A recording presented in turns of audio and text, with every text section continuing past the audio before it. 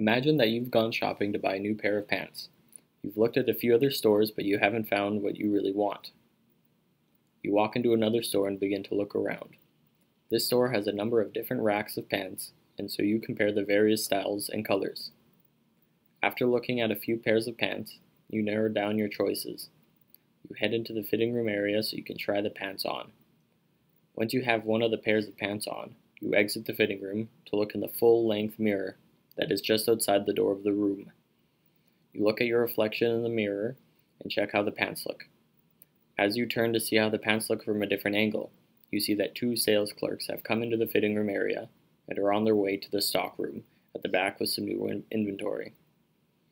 Both stop when they see you outside the fitting room, and one of the clerks asks if you need help. You decline. The clerk then says to you, "Those pants look really good on you." After this, both clerks proceed past the fitting room area into the stock room.